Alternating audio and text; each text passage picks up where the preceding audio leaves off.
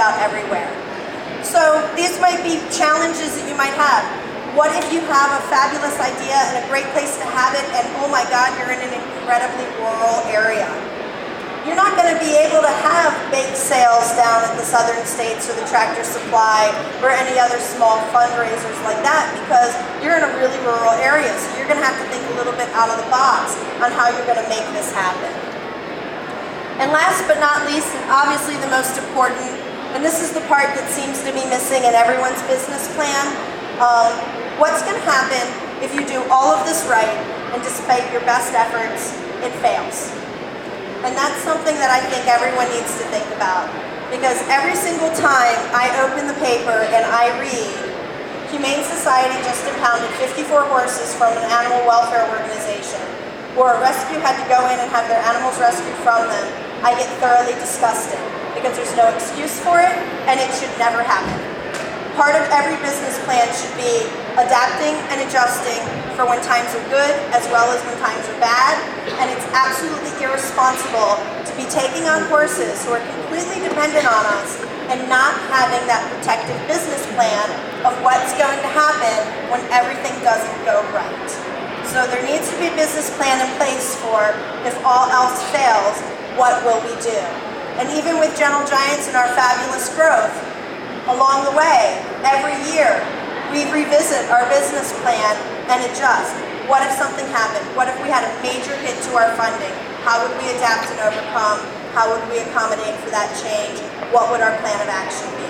So we're always thinking ahead. We don't want to be pessimistic thinkers, but we have to think of our horses because they depend on us. So obviously, and this is something a lot of people don't really think about, in the nonprofit world, nonprofit should never, ever, ever mean no profit. It's just that nonprofits function a little bit differently than a for-profit business. In the for-profit business world, it's a pretty easy structure. You want to make the most production possible. You want to have the least amount of money invested. You want to make the cheapest product you can possibly sell. And you want to give the highest amount of payoff possible to either the business owner or your shareholders. Let's go with shareholders, because that works better when we're talking about nonprofits. In the nonprofit world, we want to make a profit, but we want to make that profit and we want to invest it back into ourselves so that we can create more product. But the product that we're creating is the horses saved and the good deeds done. So that's what we want to create more of. Our shareholders are actually our donors.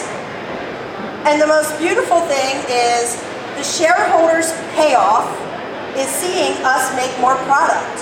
It's seeing our programs flourish, seeing more horses get rescued, seeing more horses get adopted, seeing more welfare being done. So the product and the shareholder payoff are actually one and the same thing. So if you look at that, that's a really efficient business model. And if people do it correctly, every nonprofit should be very successful. So fundraising. Fundraising is something that I'm very fortunate that I've found out I'm incredibly good at and I really, really like. However, I wish I could teach you all how to be incredibly successful fundraisers. It would take an awful lot more than an hour. So what I decided is, rather than talking about actual fundraising techniques, I wanted to talk more about philosophies around fundraising, because this is where inherently I think a lot of people make mistakes. I think fundamentally you need to ask yourself on a very real level, how do you feel about money? And the reality is, if your deep down inside belief is that money is the root of all evil, I'm poor, I'll never have opportunities, people don't give, they're greedy, and people are selfish, I can guarantee you that it doesn't matter how amazing your cause is, it doesn't matter how well you do your work, and it doesn't matter how fabulous your mission is, you will not succeed. My feeling about money is a lot like a bit in a horse's mouth. You could look at a bit and you could say that is a horrible piece of metal, that's an absolutely torturous device, and it is the cause of all evil in the world. Or you could look at that bit and you could say, this is a tool that used correctly and with the right hands can create a beautiful partnership lot done. And if that's the way you feel about it, you will be successful. And a lovely lady that I know that is a professional fundraiser that has raised millions and millions and millions of dollars for organizations. It's nothing for her to get a donation of $1 million. Once told me a very important motto, and I wish I knew who the quote came from.